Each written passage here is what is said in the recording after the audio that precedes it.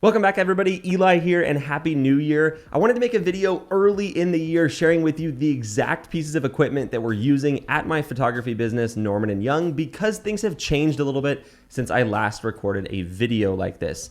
A little background before we go into the exact gear. The company I own, Norman & Young, is a real estate media company. So this is the gear we use specifically to shoot real estate. We don't shoot anything else besides real estate. And frankly, I think that's one of the reasons we've been successful. And the reason I tell you that is this gear will not be a good recommendation for every type of photography. It's simply what we found to be the best balance of cost and quality, specifically for real estate photos. So jumping straight into it with the camera we use, this is where one of the biggest changes has occurred. Last year, we used the Canon M50, and while it's an amazing camera, the video quality isn't as good as we really wanted, and one of our focuses this year is to improve the quality of our videos. So we switched from the M50 to the Canon EOS R. Now this is a much more expensive camera, so if you're just getting started, I still recommend, and you'll see it in our kit, which is linked below, which is where you'll see all this gear if you want to review that kit.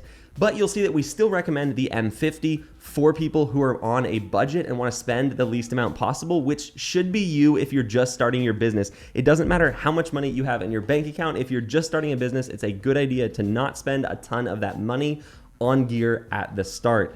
Get clients, let those clients pay for your gear, and then it becomes easy to upgrade to something like this. So anyway, this is the Canon EOS R, and we're using the Canon 16-35 lens. Now, you can't just get this lens on this body because the adapter is not right. So you have to get, we use a Viltrox adapter. That is also linked in the kit, but just make sure you don't buy the lens and the camera because they will not go together without this adapter.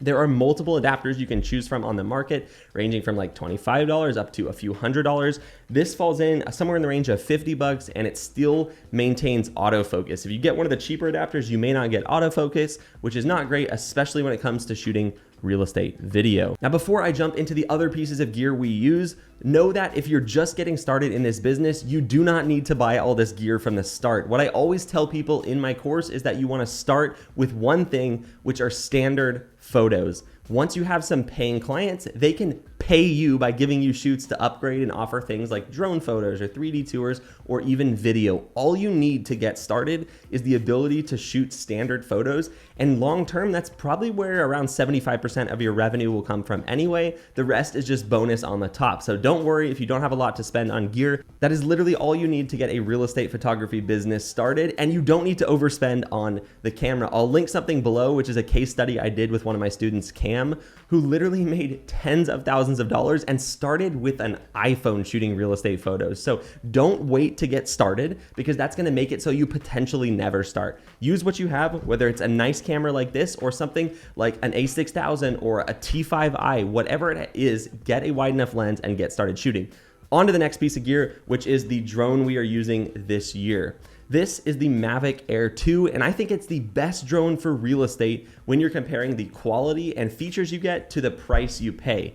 Now, obviously, you can get something like the Mavic 3 Pro. Obviously, that's much more expensive, and I don't think there's a lot of benefit to that in real estate photography. So this is a middle of the line drone, shoots awesome work. None of your clients will be able to tell the difference because there won't be a difference when it comes to real estate photos. And again, I'm in this business to make money. I don't want to spend money on gear that's not worth it, and I don't want to buy more expensive gear than I need to. So this is an awesome drone. So that covers still photos and aerial photos. And the third thing we really offer, the third main thing in our business, we offer photos, videos, and 3D tours. So for 3D tours, we use Matterport software to process our scans, but we don't use the Matterport camera for a couple reasons. Number one, it's very expensive. Number two, it's slow because it has to spin and take a photo at different degrees, and it just takes a lot longer. So we use the Ricoh Theta Z1. It's an awesome 360 camera. It's fairly middle of the market in terms of pricing, comes in around $1,000, but it is a great camera.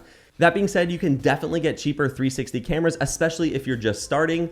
A good alternative to the Z1, but much cheaper, is the Insta360 One X2. I think it's about half the price right now, and it is a great alternative to this. And lastly, the only other things we need are a tripod, which we're currently using a slick tripod with a Benro geared head. That specific setup will be linked in the kit link in the description of this video. And for video, you'll need a stabilizer. So this camera goes on this Ronin SC2. These are awesome. They're newer, made by DJI. They used to only have the Ronin S, which was more expensive at like $1,000. This is significantly cheaper and does an awesome job, and it's what we're currently using to shoot our real estate videos. And that covers the main pieces of gear we use, but there are a few odds and ends we use: SD cards, camera cleaning stuff, adapters, quick release plates, different things like that. And all of that will be linked in the kit link below in the description of this video. So make sure to check that out. Also, if you're interested in learning real estate photography and you haven't seen our free 1-hour workshop, that is linked below in the bio. It is a great first step. And again, it is absolutely free. I, of course, do sell a full paid course that is also linked below if you're ready to dive in fully and join our community of about 3,500 students currently. I hope you've had a great start to your new year. And if you have any questions, drop them in the comments below and make sure to subscribe for more videos.